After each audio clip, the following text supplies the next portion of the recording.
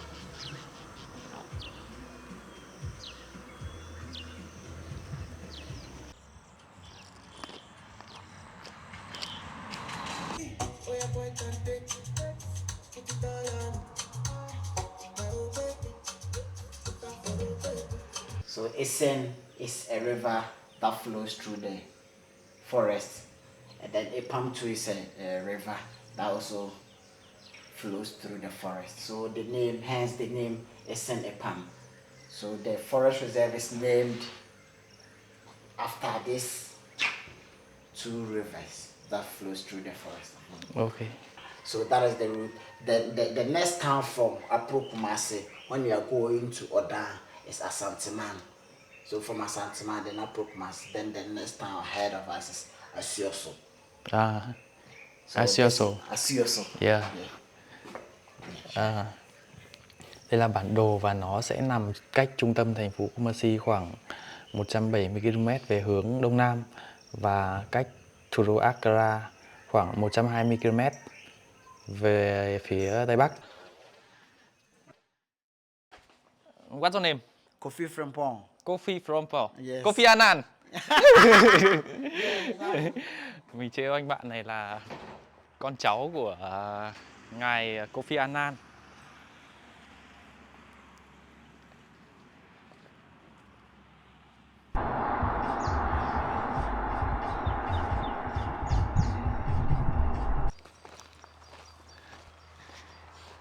Đây là cái lối đi sẽ dẫn mình vào. And these are cassava plantations. Uh, Cassava plantations. Họ trồng rất là nhiều sắn.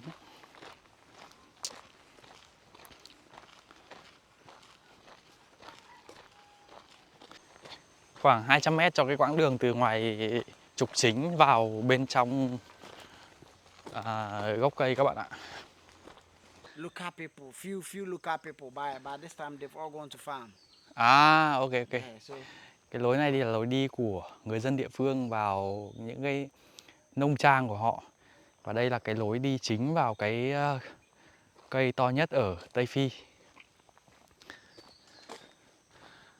Rất là nhiều cây cọ các bạn ạ. Không khí thì rất là mát. The air is very cool. I like it. Yeah. Very fresh. Very fresh. Yeah. So this is the long trail. Long Trail to the sides. À. And this is the short trail. Khi mà đi vào đây thì sẽ có thêm một cái ngã ba và có hai đường, một lối là lối đi dài và đây là lối đi ngắn hơn để đi về cái cây Oda này.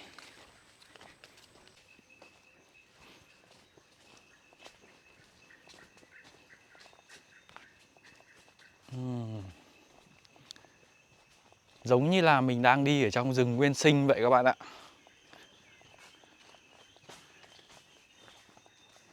Đây có một cái cây rất thẳng.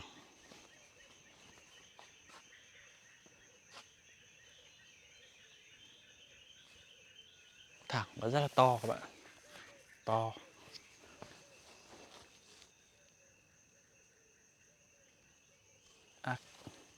Anacarai. Cái họ này là họ gì mình không biết, tại vì ở đây không có mạng và không có Google dịch các bạn ạ. Ở đây không có mạng Internet nên là không dịch được cái chữ này. Nào, this way. Yeah.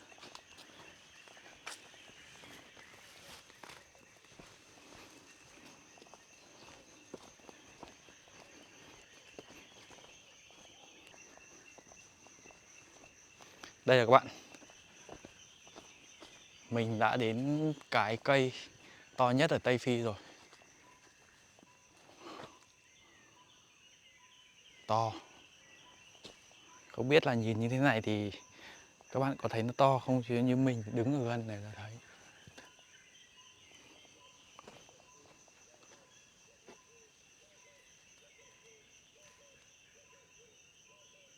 To, cao các bạn ạ. Rất là đồ sộ. Very big. Very big. Yeah. Yeah. So this is Baku tree. The local name is Baku. Baku. Yeah.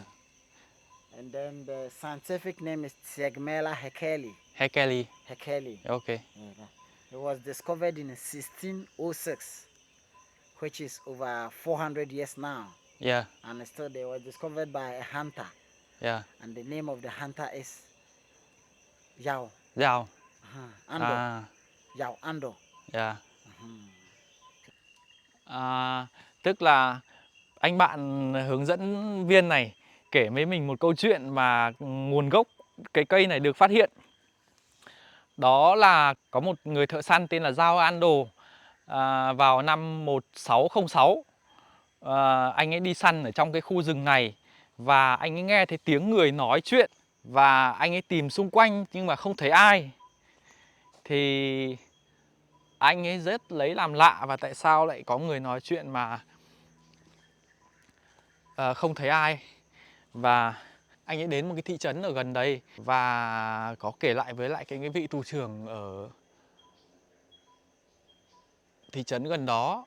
Thì người thủ trưởng này nghĩ là ở trong rừng này có quân địch ẩn náu nên là đã điều quân lính đến đây, nhưng mà cũng không thấy ai. Và trong khi mà họ đang lang thang ở trong cái khu rừng này thì họ phát hiện ra nơi này. Và họ rất là ngạc nhiên bởi thứ nhất là cái cây này phát hiện ra một cái cây rất là to, và cái khu vực ở cái cây này lại được dọn dẹp và rất là sạch sẽ, như là có ai đó chăm sóc hàng ngày vậy. Và họ đã trở về để thông báo với lại vị thủ trưởng. Ngày hôm sau thì họ mang đồ ăn đến đây. Nhưng một điều lạ là ngày tiếp theo họ quay lại đây thì những cái đồ ăn họ mang đến đã không còn nữa. Do vậy là họ quyết định chặt cây. Và cái người đầu tiên mà cố gắng chặt cái cây này bằng rìu thì đã bị chết một cách không rõ nguyên nhân. Sau đó thì họ cũng cố gắng đốn hạ cái cây này bằng cưa xích.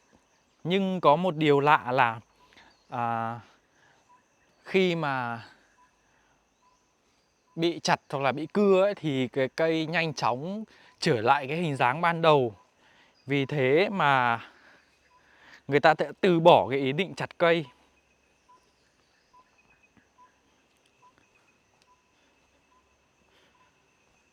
Và đến bây giờ khi mà trước mặt chúng ta đây là cái cây rất là to các bạn ạ. Nó được cho là cái cây to nhất ở Ghana và to nhất ở khối Tây Phi. Đây là những cái vết tích mà mình vừa được nghe kể lại, đó là họ đã cố gắng cưa cái cây này bằng cưa xích.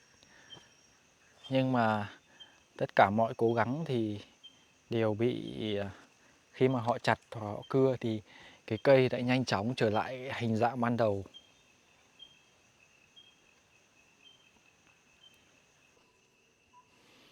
Mình phải đứng xa xa ra thì mới quay được hết các bạn ạ. Cây này thì họ nói là 30 đứa trẻ con, 30 đứa trẻ con đứng xung quanh mới ôm hết được cái thân cây này. Và người lớn thì 20 người.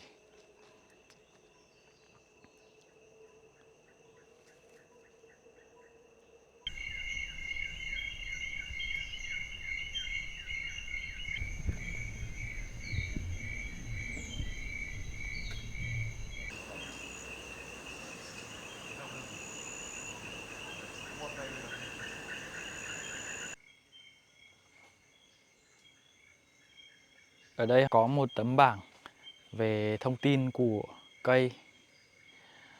Cây này có tên khoa học là Thymela haeckelii. Tên địa phương là Baku trong tiếng của người Akan.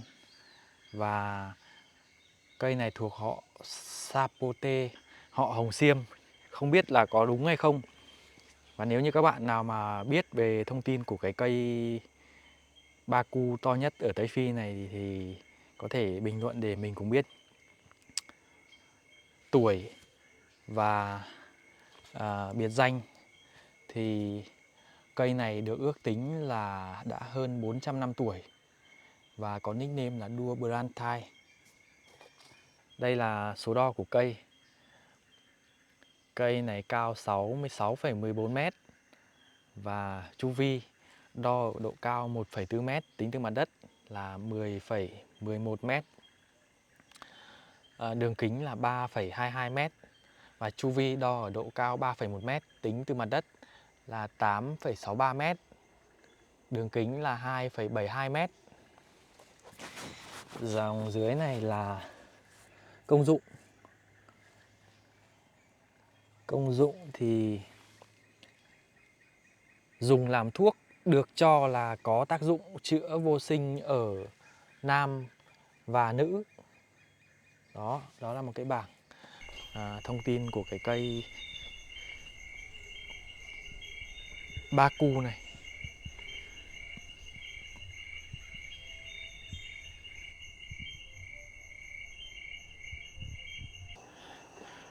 Ở đây thì có một cái lỗ.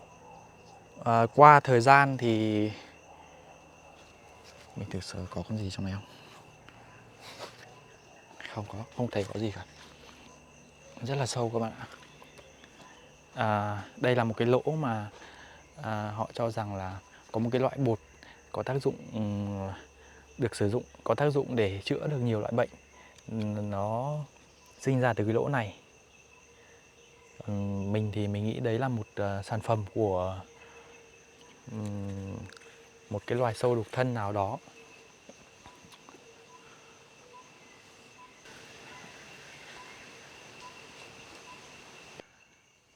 Cây này cũng cho một loại quả, cứ 10 tháng lại rụng một lần. Và người dân ở đây tin rằng hạt và quả của cây này có tác dụng xua đuổi tà ma. Nếu như các bạn để hạt và quả của nó ở trong phòng hoặc trong nhà sẽ không có ma quỷ nào xâm nhập được vào cả. Mình thì không sợ ma và mình cũng chưa bao giờ nhìn thấy ma quỷ. Nhưng mà nếu gặp quả của cây này, mình cũng sẽ mang về làm quà cho những người bạn sợ ma của mình.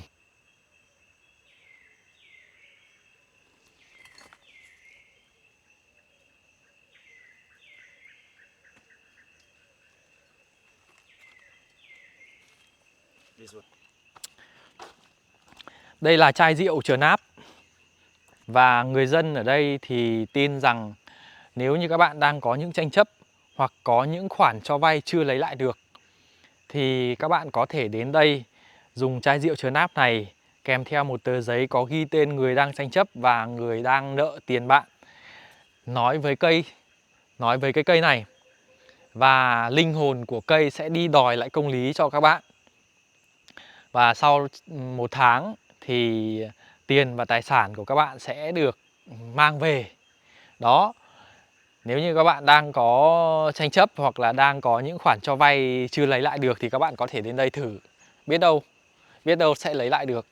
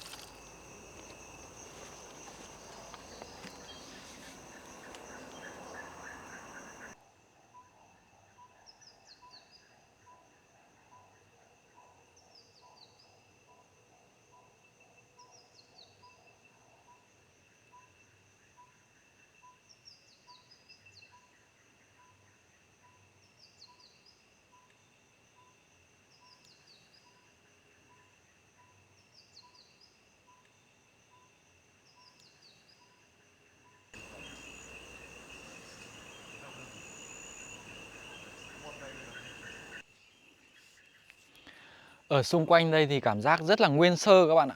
Cảm giác như là mình đang đứng ở trong một cái khu rừng nguyên sinh các bạn. Bởi vì thứ nhất là ở đây cái cây lớn này thuộc khu du lịch, và thứ hai là họ cũng rất là ý thức bảo vệ môi trường ở đây. Nên là cây cối và rất là nhiều loại chim. Rất là nhiều tiếng chim quanh đây các bạn ạ.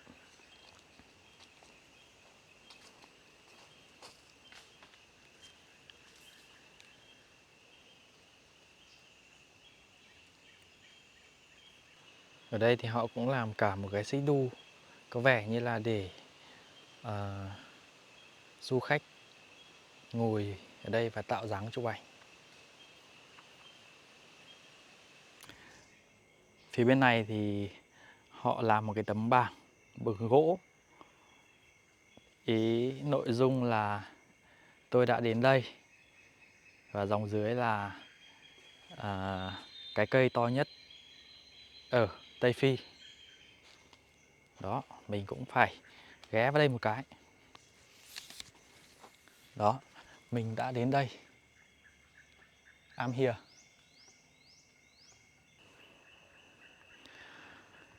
Ở phía bên đây là một cái cành.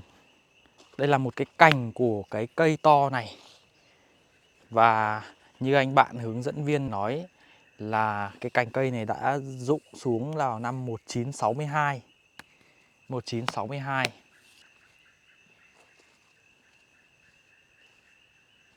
Và đến bây giờ thì rêu đã mọc đầy lên đây rồi. Các bạn.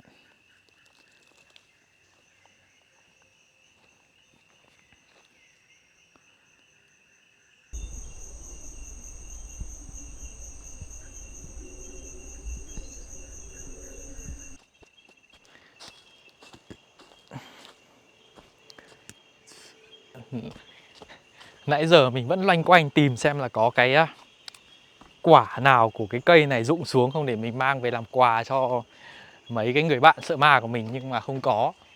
Và bây giờ mình cảm thấy là rất là lạnh và nổi cả da gà luôn. Nên là đến đây thì mình xin phép dừng video. Xin cảm ơn các bạn đã đồng hành cùng mình trong chuyến tham quan cây Oda, một cái cây lớn nhất ở Tây Phi và cũng là biểu tượng thiên nhiên ấn tượng của Ghana. Mình xin chúc các bạn nhiều sức khỏe và gặp nhiều may mắn trong cuộc sống. Hẹn gặp lại các bạn ở những hành trình tiếp theo. Tạm biệt các bạn. Không biết vì lý do gì, có thể là ở trong cái rừng nguyên sinh này lâu, hay là không khí ở đây ẩm, nhưng mà tự nhiên mình thấy da gà của mình nổi hết lên và tóc gáy cũng, tóc tai cũng dựng hết cả lên luôn. Tất nhiên là không sợ, nhưng mà cái này cũng không giải thích được các bạn ạ. Mình chỉ có thể giải thích là chắc là Mình ở trong cái khu khu rừng ẩm này nó thời gian nó hơi lâu nên là mình bị lạnh, nên là mình lại phải quay lên một cái đoạn này nữa để về xem lại xem là ở đằng sau cái camera của mình có cái gì bí ẩn không, để tính mình hay tò mò các bạn.